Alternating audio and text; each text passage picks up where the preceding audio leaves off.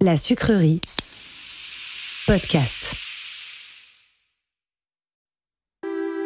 Comment être bien dans son propre corps, avec sa propre morphologie? Comment va-t-on faire pour se vouloir du bien? Bienvenue dans Ça va aller. Je suis Tatiana Benamou. Je suis Laura Larman. Et dans ce podcast, on va discuter avec la psychanalyste féministe Catherine Grangeard des grands questionnements de notre société, auxquels chacun et chacune peut être confronté au quotidien. Dans cet épisode, nous allons parler de grossophobie à travers nos expériences personnelles et l'expertise de Catherine qui s'est d'ailleurs spécialisée sur le sujet. Elle en a écrit 3 livres. Ça va aller est un podcast produit par La Sucrerie. Il a été imaginé par Catherine Grangeard, réalisé par Tatiana Benamou et Laura Larman et mixé par Dimitri Benamou.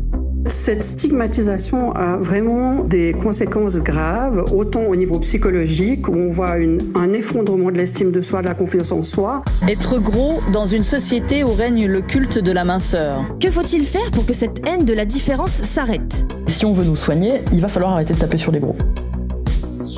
Attention, certains sujets abordés pourraient heurter votre sensibilité. Pour vous protéger, je vous invite à vous référer à la description de chaque épisode avant l'écoute.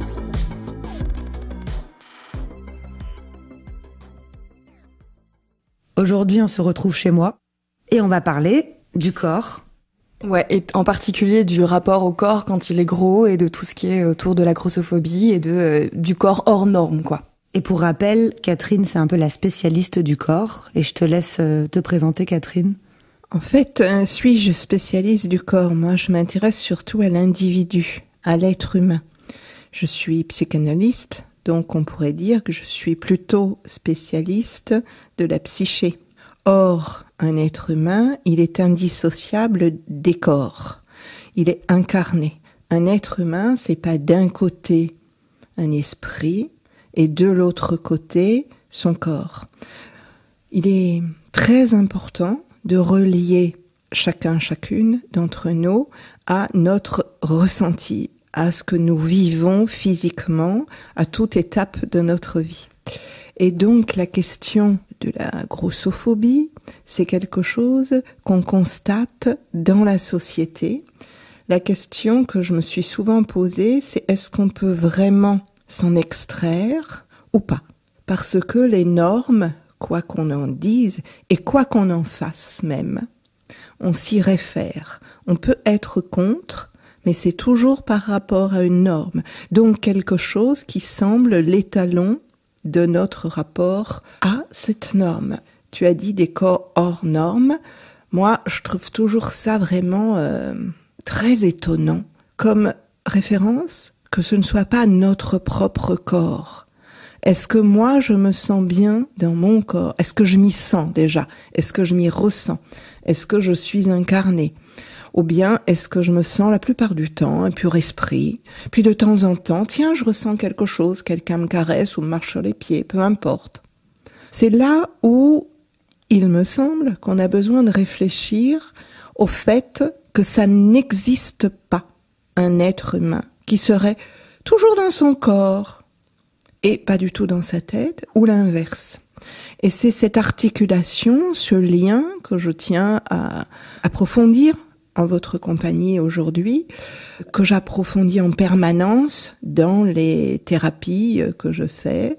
Et j'ai, oui, effectivement, 22 ans de travail dans l'obésité, dont une pratique en clinique de l'obésité, dans le sens où je recevais des personnes qui voulaient se faire opérer, soit pour diminuer l'estomac, ce qu'on appelle la sleeve, soit en posant des anneaux, ça c'était au tout début des anneaux gastriques qui rétrécissaient la possibilité du bol alimentaire comme une sorte de sablier, soit en faisant un bypass, qui est une dérivation au niveau de l'intestin qui vise une malabsorption des aliments, et tout ça a pour le but l'amaigrissement de personnes qui sont en obésité. Donc effectivement, c'est de cela peut-être, de cette expérience avec des milliers de personnes, que je peux retirer quelques grosses lignes. Tiens, d'ailleurs, j'ai utilisé le mot « grosse ». Vous savez que ça, c'est un mot qui serait presque devenu un mot tabou? Oui. Non, mais ça, c'est aussi hallucinant. Mais c'est justement, alors moi, je suis, parce que étant féministe, etc., intersectionnelle, il y a une partie vraiment des militants et des militantes qui travaillent autour de ce rapport-là à l'obésité et justement au mot gros. Et je crois que c'est Daria Marx qui avait écrit un livre qui s'appelle « Gros n'est pas un gros mot ». Et je trouve que c'est très intéressant comme sujet parce qu'en fait, c'est un adjectif comme un autre, c'est-à-dire quelqu'un qui est petit, grand, mince. On part pas du principe que c'est une bonne ou une mauvaise chose.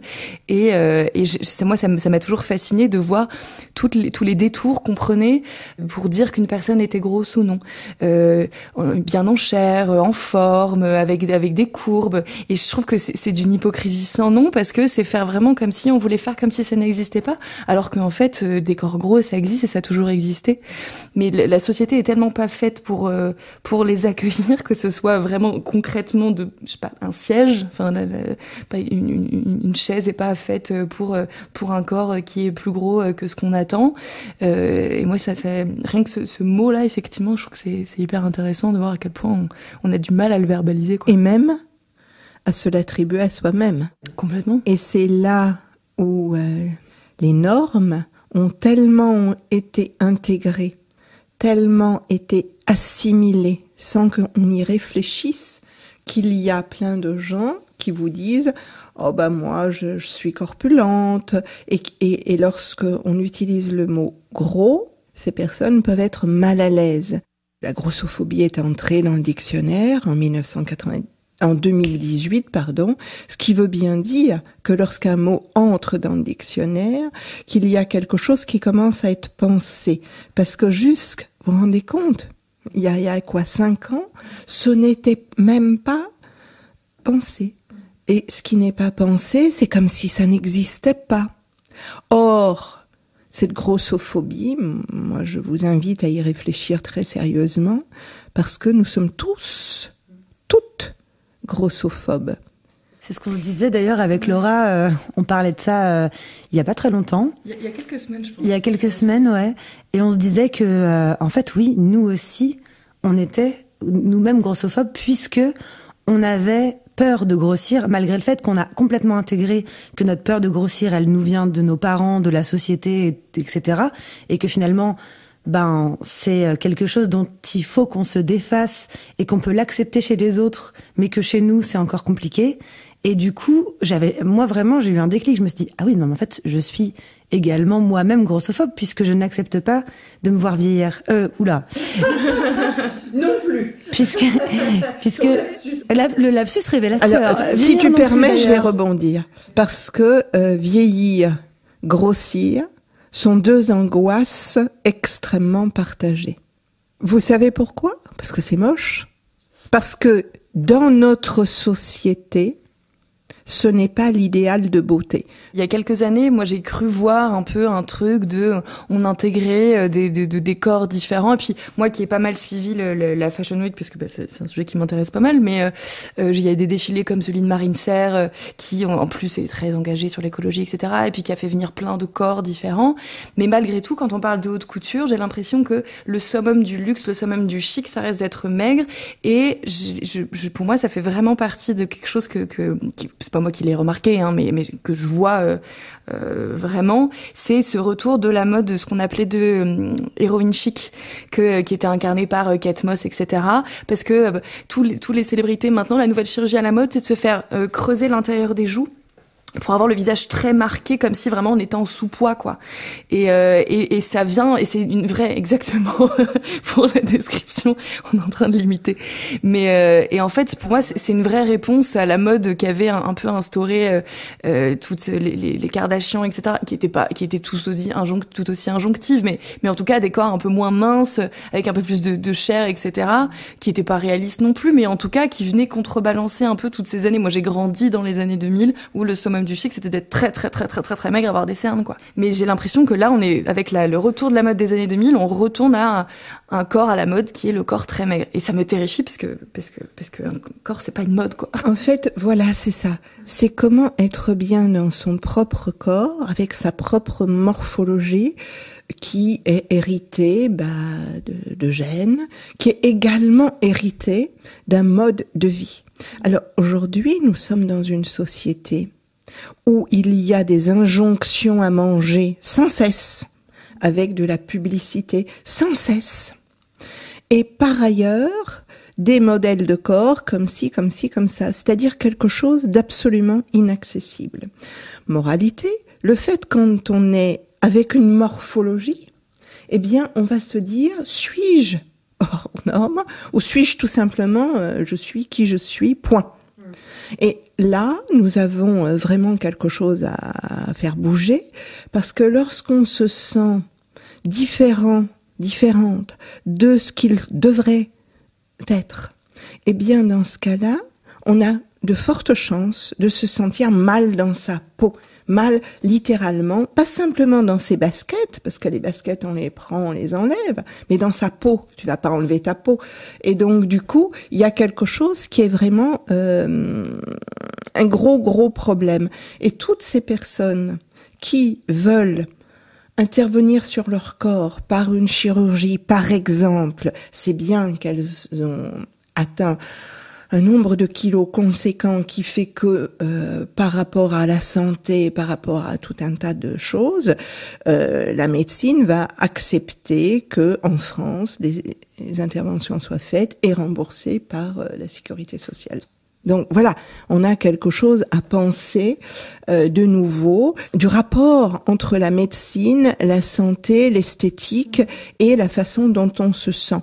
Parce que très peu de gens viennent nous voir en disant c'est parce que j'ai un problème de santé que je viens vous voir. Mais non, pas du tout. Surtout les femmes d'ailleurs viennent en disant je suis mal dans ma peau. Et est-ce que ça a un peu un rapport aussi avec ce que tu disais au début, quand tu disais les individus, en fait, c'est un tout. Un individu, c'est un esprit, un corps, etc. Et j'ai l'impression qu'en fait, on sépare tout. C'est le corps est séparé de l'esprit. Il y a plus de lien. C'est comme s'ils voulaient régler le problème de leur corps sans régler le problème de leur esprit ou de ce qui va pas au fond. Absolument. Mais il y a une séparation psyché-soma depuis très longtemps. Le corps est mauvais. L'esprit est bon. Il y a quelque chose des pulsions corporelles et sexuelles qui sont à contrôler, qui sont mauvaises. Mais quand je dis tout ça, évidemment, vous mettez à l'oreille les guillemets qu'il convient de mettre. Et la psyché, l'esprit, l'âme, ce serait noble. Et donc, on opposerait quelque chose qui serait inscrit dans le corps à contrôler, à dominer. Et par ailleurs, la psyché devrait être, c'est pour ça que je dis, nous ne sommes pas des purs esprits, mais nous sommes incarnés, et c'est cette articulation des pulsions et quelque chose de plus mental qui caractérise l'être humain. Et il est grand temps que nous en convenions non seulement, mais que nous nous en rendions compte, que nous l'admettions, que nous en soyons bien inconscients. Et moi qui travaille avec l'inconscient, puisque c'est quand même ça la particularité des psychanalystes, eh bien, c'est tout ce qui ne se domine pas qui m'intéresse à travailler dans le corps. Ce qui ne se domine pas, c'est notre héritage culturel, ce rapport aux normes qui ne vient pas de nulle part, qui vient des médias, qui vient de quelque chose qu'on a défini comme étant la beauté, mais on va en creuser qui l'a défini, parce que vous le savez aussi bien que moi, les normes de beauté sont très différentes en fonction des époques et de la géographie, des lieux. Donc du coup, il n'y a pas un référent universel, ça n'existe pas. Mais quand on repense tout ça, on se rend compte qu'il y a un certain nombre de nos actes qui ne sont pas gérés par notre raison. Eh bien, ça ne vient pas de ce que le miroir nous réfléchit, ça vient de ce qui est derrière le miroir, ce qu'on a entendu dire. J'aimerais rebondir sur la partie médecine, parce qu'effectivement, alors moi je suis pas directement concernée par ça, parce que je suis pas une personne mince, mais en tout cas je n'ai pas été traitée comme une personne grosse dans la médecine, etc. Par contre, j'ai le vent de beaucoup de choses, de la grossophobie médicale et du fait que très souvent, dès qu'une personne grosse va chez le médecin pour un pépin ou un autre, je sais pas, j'ai des migraines, j'ai mal aux jambes, peu importe, on va partir du principe que cette douleur ou ce problème vient d'un certain surpoids ou quoi, et qui donc incite plein de personnes grosses à à culpabiliser de leur corps et de tout ça, parce que ça viendrait de là tous leurs problèmes. Et moi, c'est quelque chose qui m'interroge beaucoup, parce que ça confronte énormément de personnes à des mauvais diagnostics ou à une mauvaise prise en charge de leurs problèmes, parce que en fait, à partir du moment où les personnes sont grosses, on va pas aller chercher plus loin. Et il y a beaucoup de personnes grosses dont on détecte pas du tout les pathologies, parce que on part du principe que tu vas perdre 15 kilos et puis après tu verras, tu iras mieux. Sauf qu'en fait, très souvent, ça vient pas de là. Ça peut, bien sûr, mais il y a plein de personnes grosses qui sont grosses alors qu'elles ont un mode de vie très traditionnel, qui mangent ni plus ni moins qu'une autre personne et qui font du sport. Enfin voilà, pour moi, c'est vraiment une vue de l'esprit, quoi. Et moi, ça m'interroge un peu comment vous échangez avec ces personnes-là avec les médecins. Ouais, c'est ça. Le corps médical, au sens le plus large possible, fait partie d'une société. Donc ces gens-là, ils regardent comme nous, comme tout le monde, des magazines, des journaux, ils voient des défilés de mode, comme tout le monde. Et c'est-à-dire qu'ils sont imprégnés de quelque chose qui n'a rien à voir avec les comorbidités qu'ils peuvent apprendre dans leurs cours de médecine et autres. Donc effectivement, le transfert et le contre-transfert existent. Ça, c'est une première réponse. La deuxième, c'est lorsque vous voyez entrer dans votre cabinet une personne grosse, moi je garde cet adjectif, vous vous dites « Ah, eh bien, un échec. Un échec pour mes confrères, un échec pour mes consoeurs. Cette personne n'a pas réussi à suivre les indications, les ordonnances pour être dans les IMC normaux, puisque ça c'est un indice. D'abord, parenthèse, indice de masse corporelle. Ça veut dire que c'est créé non pas pour la médecine, mais pour les statistiques.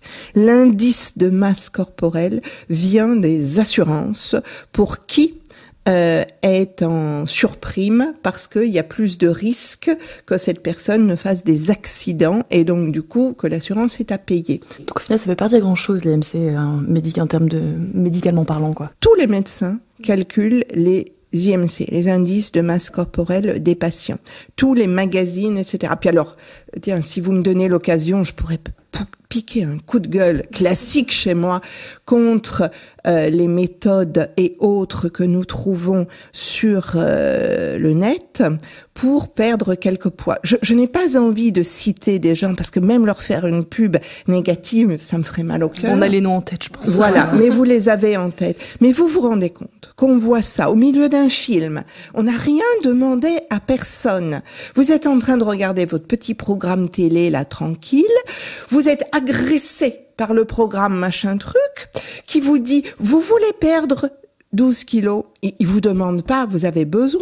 Il vous demande pas si pour votre santé c'est bon ou pas. Non, ils vous disent « Vous voulez perdre ». C'est absolument scandaleux. Parce que qu'est-ce que t'as à vouloir perdre? Ça veut dire que tu as intégré dans ta tête que pour être bien dans ta peau, il te faudrait rentrer dans un pantalon taille 38, peut-être même c'est trop 38, il faudrait peut-être même encore perdre du poids. Et c'est là où il y a quelque chose d'extrêmement pernicieux. Parce que je suis d'accord que le diabète, que ceci, que cela, oui, il y a des corrélations, c'est vrai, entre un excès dans une masse corporelle, donc le fameux indice, etc. Bon, je vous rappelle pas le normal, le surpoids, l'obésité, vous trouvez ça partout. Mais ce qui me pose vraiment un problème, c'est comment des médecins utilisent un indice, ce sont des statistiques, je vous le rappelle, pour établir un pronostic médical. Parce que le super gaillard qui fait du rugby, il va avoir un IMC qui va dépasser ce qu'on appelle normal. Il sera forcément dans l'IMC du surpoids, parce que le muscle, ça pèse super lourd. Et le ou la super sportive, ces personnes sont de toute manière dans des IMC qui sont plus que la normalité. Mais si t'as que du muscle, qu'est-ce que tu veux perdre? Et par ailleurs, hommes et femmes, on a les mêmes IMC. Or, Ça aussi, ça ne va pas du tout. Parce que même si tu calcules en fonction de ta taille et de ton poids, nous n'avons pas les mêmes constitutions. Chez les femmes, il y a plus de gras en général. C'est comme ça. Parce que, nanana, porter les enfants, il y a un truc vraiment qui vient de la nuit des temps. Et donc, du coup, quelque chose est tout à fait biaisé, faussé, parce qu'on n'a pas réfléchi aux outils avec lesquels on travaille. Il y a des médecins ou des diététiciennes, des vrais, pas les programmes machin truc sur l'ordinateur, qui prennent le tour de taille avec 1 centimètre, parce que c'est cette graisse abdominale qui est la plus dangereuse, parce que c'est autour des organes internes, c'est pas tant grave ailleurs. Donc du coup, on utilise de mauvais outils et par ailleurs, chacun est convaincu que il y aurait quelque chose qui serait de l'ordre de je mange trop, mais peut-être beaucoup de gens mangent mal. Et donc du coup, on aurait besoin de travailler tout ça. Quand je dis mal, ça veut dire la qualité de la nourriture. Parce que quand on voit ce qu'on achète comme nourriture transformée, c'est là où il y a le problème. Vous avez vu le Nutri-Score? Le Nutri-Score, c'est ce qui devrait être depuis des années sur n'importe quel produit qu'on achète dans le commerce, vert, rouge, machin. Enfin, après, faut quand même pas être HPI pour comprendre que rouge c'est plus dangereux que vert. Eh ben, l'agroalimentaire a refusé, il refuse toujours. Pourquoi? J'ai même pas envie de vous donner la réponse. Alors, il y a plusieurs choses que je voulais dire. C'est aussi déjà qu'il y a plein de personnes qui mangent mal ou trop salé, trop sucré ou en trop grosse quantité, qui ne sont pas grosses visuellement. J'en connais plein. Et donc ça, voilà, c'est un autre sujet. Et aussi, une fois qu'on a intégré tout ça, une fois qu'on a intégré, en fait, qu'on est bombardé de pubs, qu'on nous dit n'importe quoi, que c'est les lobbies de l'alimentation qui, voilà, tout ça. Une fois qu'on l'a intégré et qu'on le sait, parce que on en parle quand même beaucoup, comment on fait pour se libérer en fait de tout ça, une fois qu'on a compris, qu'on sait, qu'on s'est renseigné, qu'on a lu, qu'on va même peut-être voir des gens pour en parler, qu'est-ce qu'on fait? Quel est ce rapport, j'ai souri, parce que quel est ce rapport à soi-même qu'on entretient? On ne se veut pas que du bien. Parfois, je vous disais, le miroir, il ne réfléchit pas seulement l'image qu'il est en train de regarder, le miroir. Il réfléchit des mots qui ont été dits et c'est ça qui est derrière. Quand je me regarde et que je me dis, qu'est-ce que tu peux être moche alors aujourd'hui? Non, mais c'est pas vrai. Il y a quelque chose qui n'est pas spécialement bienveillant. Or, je pense que quand même beaucoup ont fait cette expérience de se dire des choses absolument atroces. C'est même pas simplement les gens qui ont été dans une maltraitance infantile dramatique et traumatique. C'est beaucoup de personnes parce que il y a eu des réponses qui n'ont pas pu être apportées au bon moment. Et ça, on en fait toutes et tous expérience, et quand on parlera de la maternité, à quel point c'est compliqué, il y a quelque chose qui a été vécu d'une certaine façon, même quand c'est pas particulièrement malveillant.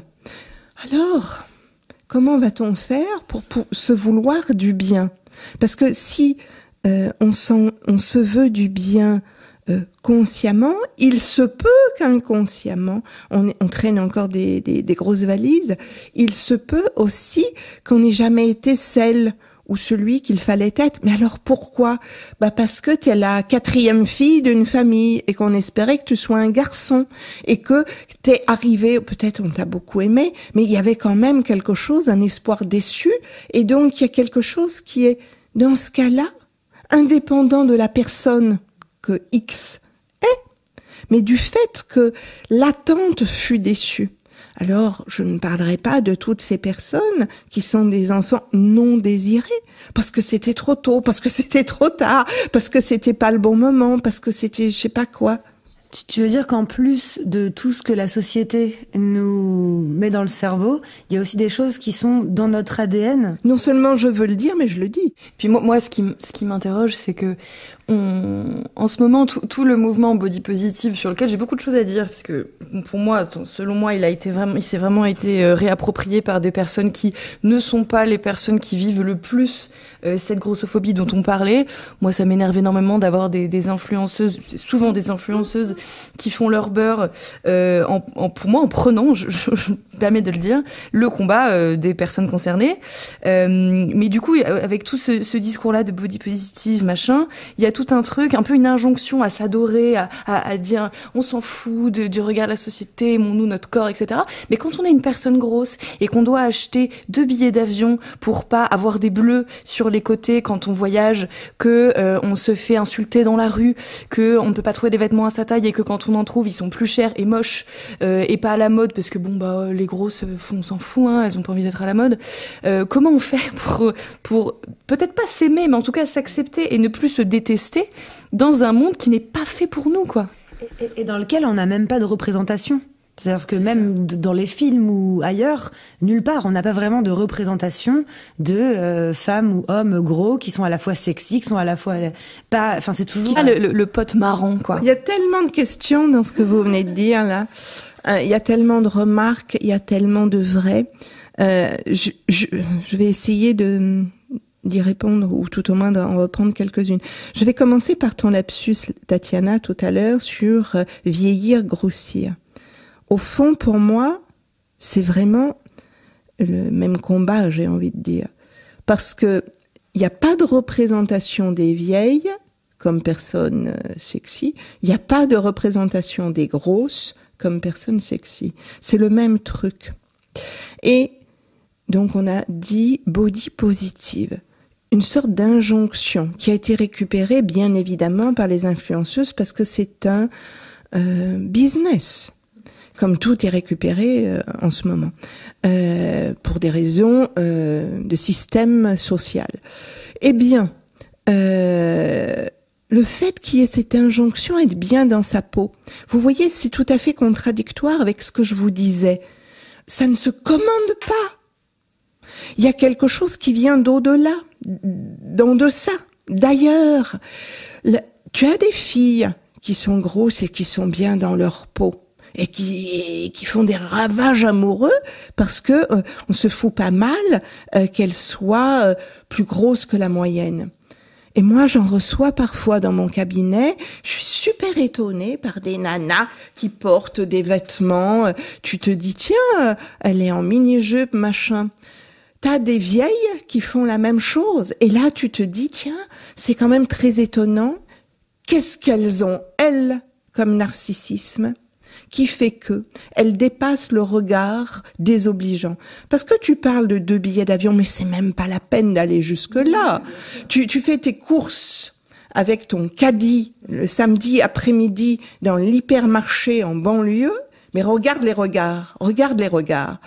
Les gens regardent ce que ces personnes en excès de poids prennent dans leur caddie, d'une façon extrêmement désobligeante. Oui, si elles ont une manière d'acheter de la mayonnaise, bah oui, mais en même temps, elle se la met en intraveineuse, forcément, voilà. Elle est grosse. Le gosse dans la cour de récré, les remarques, mais c'est épouvantable, les colibets, les machins, les surnoms, c'est absolument cruel.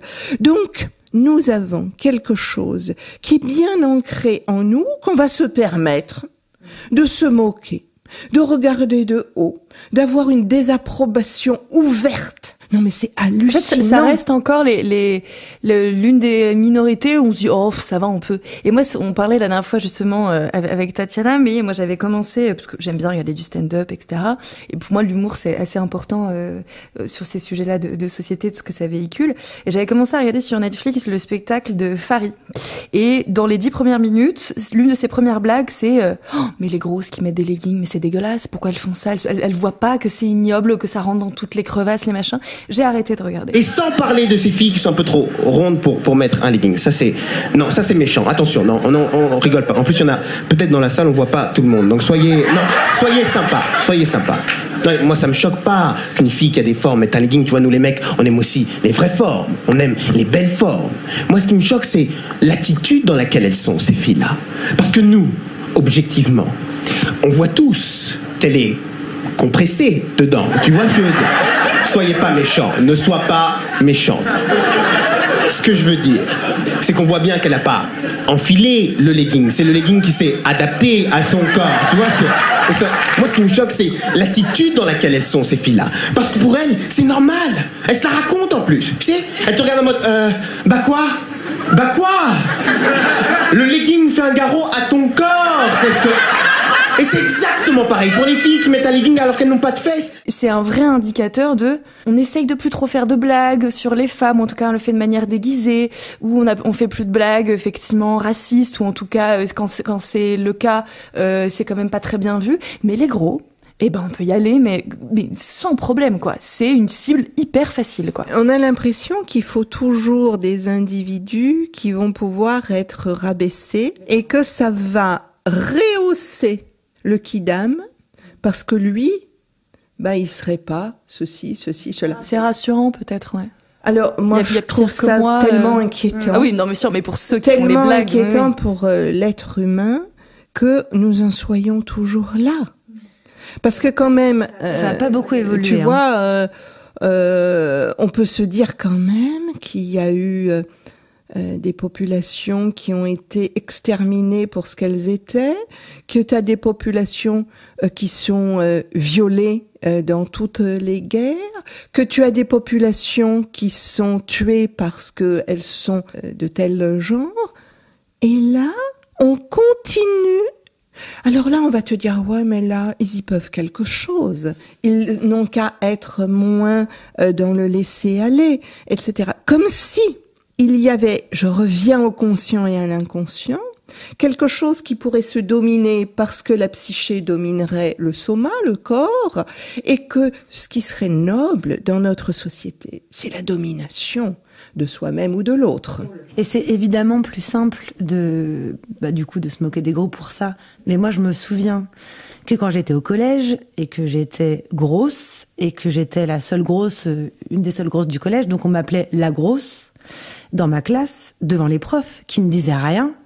Et que quand je revenais chez moi en pleurant, en racontant ça à mes parents me disaient des choses comme « Oui, mais en même temps, si tu perdais 10 kilos, tu serais tellement plus belle. » Et se construire là-dessus, même si il n'y a pas tout le reste, et même quand tu changes aussi, parce qu'évidemment j'ai fait des régimes, j'ai minci, et au final j'ai eu moins de problèmes avec les garçons etc. Parce qu'il y avait ça aussi comme problème. Mais ça reste en fait en toi. Et le miroir, c'est comme si c'était toujours le même. Mais derrière ton miroir, tu as non pas simplement celle qui se regarde et qui se voit toute mignonne, tu as derrière les vacheries de l'école, la réponse des parents, en même temps, et je présume le corps médical, parce que je l'ai entendu 1000 fois cette histoire, qui souligne sur le bulletin, sur le carnet de santé, quelque chose à surveiller, toujours surveiller. Et tu vois, c'est vraiment ça ce dont je veux, s'il y a une idée à retenir de tout ça, c'est que nous semblons penser que ce qui devrait dominer, c'est la domination. Ce qui devrait dominer, c'est le contrôle.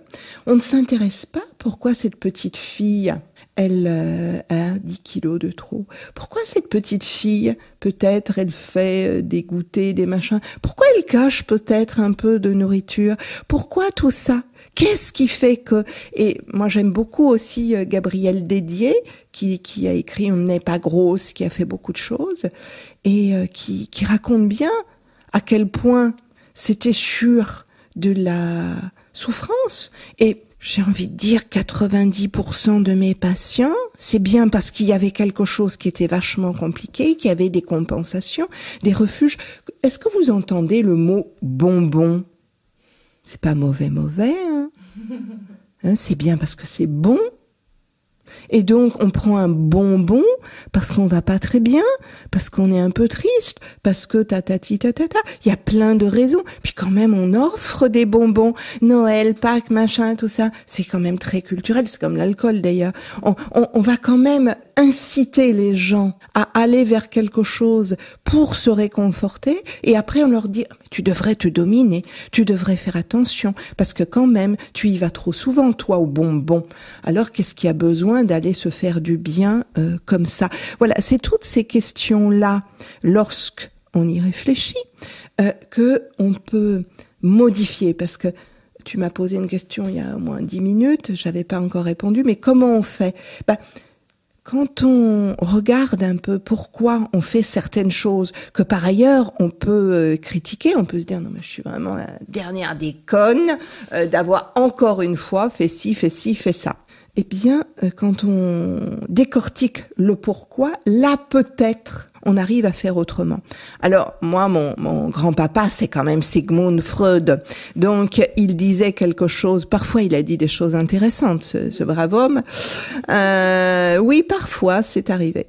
Eh bien, il disait que dans notre inconscient, c'était comme si on avait un sarcophage. Et vous savez que les momies restent vivantes dans les sarcophages. Vivante, n'importe quoi, reste intacte. On apprend des choses. Absolument intacte. Ensuite, tu vas encore dire, tu vois qu'il a dit n'importe quoi. Reste intacte tant que le sarcophage est bien scellé. Mais des millénaires après, on ouvre le sarcophage. Et c'est là qu'elle s'abîme. Et nous, dans notre inconscient, c'est ça.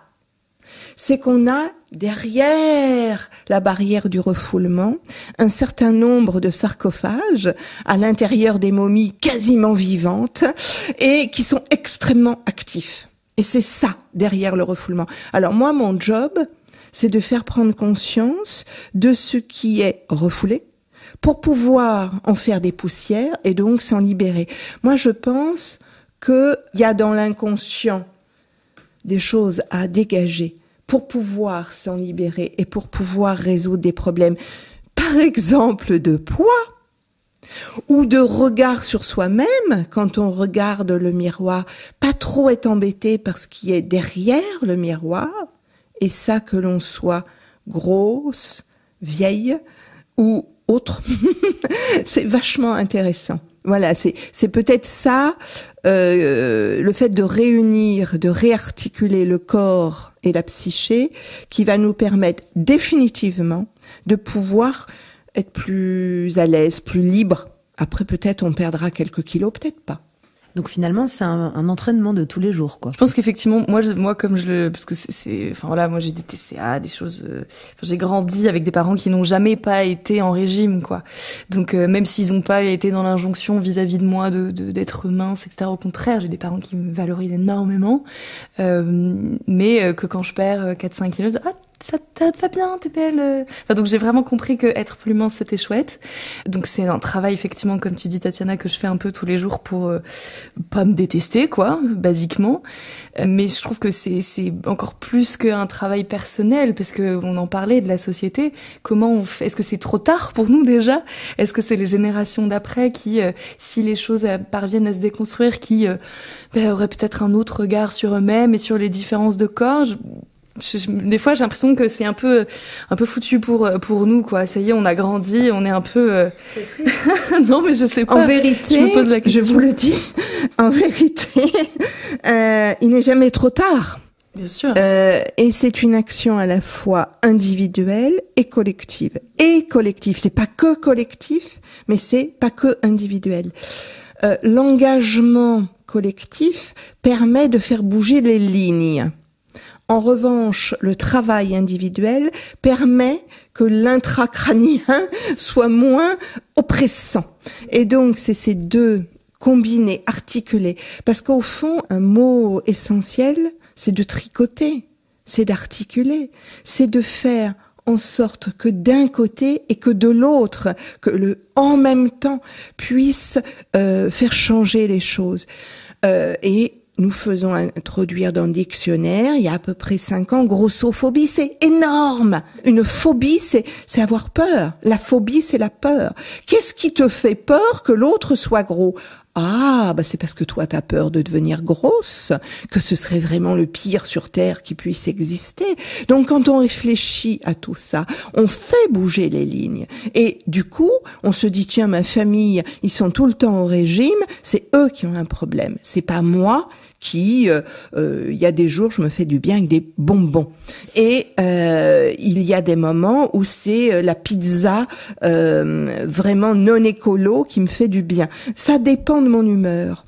Mais tout ça, c'est pas la peine de se laisser détruire par un corps qui fait mal. Parce que quand on est de nos tailles un peu 1m70, on va dire, et que tu pèses 130 kilos, tu en as du mal à te mouvoir, à lasser tes chaussures et tout. Donc, si tu veux, c'est compliqué non seulement dans la tête, les regards, les machins, les trucs. Plaire aux garçons, tu l'avais dit tout à l'heure, ou aux filles, de toute manière, plaire, ça devient compliqué. Et se plaire à soi-même, puisqu'on se dit des tas de méchancetés. Et en plus, tu souffres dans ton corps, même si t'as tout le diabète et tout ça, ça va bien, mais quand même, c'est lourd à porter. Et donc, du coup, là, on a besoin de ne pas se rajouter des difficultés dans l'existence, parce que c'est quand même vachement complexe, l'existence. Donc voilà, c'est ça. Peut-être on s'est fait avoir avec Walt Disney. Ça se fait pas tellement d'éduquer ses enfants en disant oh là là, ça va être extrêmement difficile tous les jours. Tu te dis, je vais les déprimer. Du coup, tu te retiens un peu, même si tu leur dis oh là là, c'est pas si simple. Mais il y a quelque chose d'en transmettre que tout va bien, cuit les petits oiseaux, c'est faux. Comment on fait pour voir que il y a d'un côté quelque chose qui est bon et agréable et de l'autre côté difficile. On revient à l'articulation. Alors si t'aimais un tout petit peu Freud, je t'aurais dit, il y a des pulsions de vie, il y a des pulsions de mort, elles sont articulées, c'est comme ça. Mais un jour, je vous parlerai de ça. C'est pas impossible qu'à la fin de la demi-heure, vous me disiez, ouais, c'est pas si mal.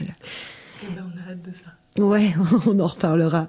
En fait, j'ai l'impression que ce qui serait bien finalement, pour que les gens soient un peu moins grossophobes, pour qu'on soit tous, qu'on vit dans une société moins grossophobe, c'est que non seulement les personnes concernées, mais aussi les personnes qui se sentent pas du tout concernées, puisqu'elles le sont sans le savoir, fassent toutes un effort là-dessus, et qu'on change les représentations, qu'on change notre état d'esprit, qu'on élève mieux nos enfants, pour qu'il y ait moins de moqueries à l'école, en fait c'est tout un système qui doit changer. Transmettre cette grossophobie intériorisée.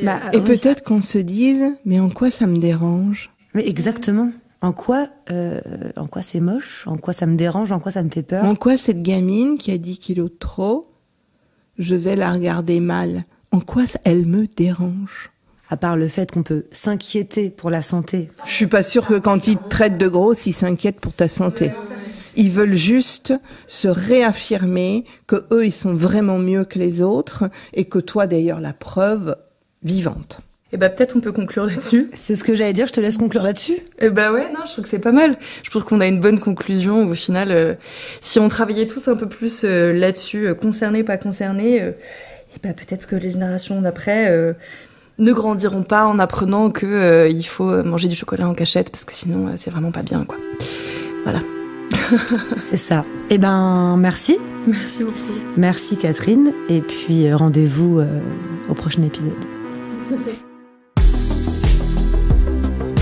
Merci d'avoir écouté cet épisode. Si vous avez envie que nous abordions certaines thématiques, n'hésitez pas à nous contacter sur Instagram sur la page Ça va aller, le podcast.